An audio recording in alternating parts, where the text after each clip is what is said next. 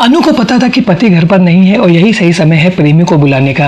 अनु बंद कमरे में प्रेमी संग खेली गई कहानी के सबूत मिटाना चाहती थी, लेकिन अनु की एक चालाकी ने उस बंद कमरे की कहानी को दिन के उजाले में ला दिया था। ऑल राइट गाइस, स्वागत है आप सबका इस चैनल के एक और नई क्राइम स्टोरी में। और आज की कहानी की शुरुआत होती है बिहार में एक जिला है भोजपुर और यहाँ पर कटेरा गांव है।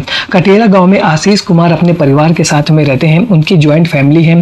फैमिली में उनके मम्मी पापा है, एक बड़ा भाई है जिसकी शादी हो चुकी है, एक छोटा भाई है आदित्य जिसकी शादी अभी होना बाकी है। आशीष कुमार की शादी कुछ साल पहले अनु कुमारी से हुई थी और उसकी एक बेटी है जिसकी उम्र 6 साल है। परिवार का फैमिली बिजनेस है जिसको पूरा परिवार संभालता है। लेकिन इसी बीच में दिन आता है 30 अप्रैल का।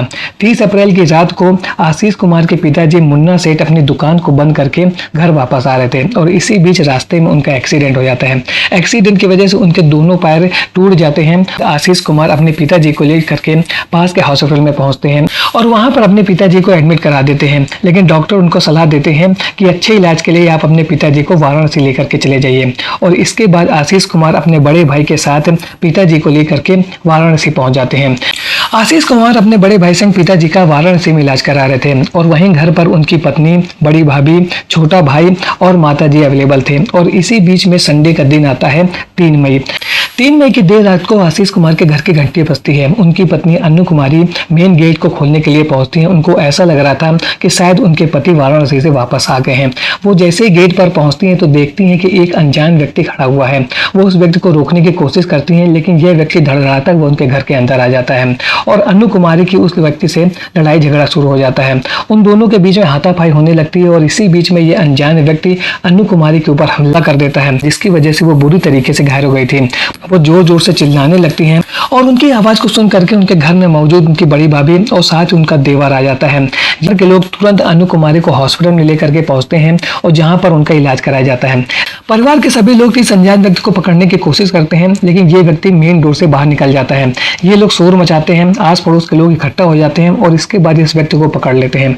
पकड़े जाने के बाद में जब इस व्यक्ति को देखा जाता है तो यह गाँव का रहने वाला ऋषि राज था, जो उनके घर से लगभग 100 मीटर की दूरी पर रहता था। जैसे परिवार के लोग इसको पकड़ते हैं वो तुरंत पुलिस को इन्फॉर्म करते हैं और इसके बाद पुलिस ऋषि राज को पकड़ के ले जाती है। इसी बीच में अनु कुमारी का पति आशीष कुमार को जब यह खबर मिलती है तो वो तुरंत वाराणसी से निकलते हैं और अपने गांव भोजपुर पहुंच जाते हैं। भोजपुर पहुंचने के बाद वो अपनी पत्नी को देखने के लिए हॉस्पिटल में पहुंचते हैं। पुलिस की टीम भी वहां पर पहुंच जाती है और इसके बाद वो लोग अनु कुमारी का स्टेटमेंट लेते हैं। तो अनु कुमारी ने वही पूरी कहानी पुलिस को बता दी थी कि कैसे ऋषि राज देर रात उनके घर पर पहुंचा था। वे उसे पहचान नहीं पाई थी, शायद वो लूटपाट के इरादे से उनके घर पर आया था। और इसी बीच में ऋषि राज जैसे ही मेन डोर खुलता है धड़धड़ाते हुए घर के अंदर आने लगता है। अनु कुमारी ने उसको रोकने की कोशिश की थी और इसी बीच अनु कुमारी और ऋषि राज में झगड़ा हो जाता है और ऋषि राज ने किसी धारदार हथियार से अनु कुमारी के ऊपर हमला कर दिया था, जिसकी वजह से वो बुरी तरीके से घायल हो गई थी। और यही पूरी कहानी अनु कुमारी ने पुलिस को बता दी थी और पुलिस को यही लग रहा था कि ऋषि राज को इस बात का पता था कि उनके परिवार वाले इलाज के लिए वाराणसी गए हुए हैं और वो मौके का फायदा उठा करके घर में चोरी करना चाहता था। और इस तरीके की घटना के बाद में लूटपाट के इरादे से इस पूरी घटना को अंजाम दिया गया है, यह पुलिस मान रही थी। लेकिन जब पुलिस ने ऋषि राज से बातचीत किया तो उसने एक ऐसी कहानी सुनाई जिसको सुन करके परिवार के साथ साथ पुलिस वाले भी दंग रह गए थे कि कैसे इस कहानी में इतना बड़ा टर्निंग पॉइंट आ गया। ऋषि राज ने पुलिस को बताया कि उसका अनु कुमारी के साथ में लव अफेयर था और अनु कुमारी ने फोन करके उसको बुलाया था।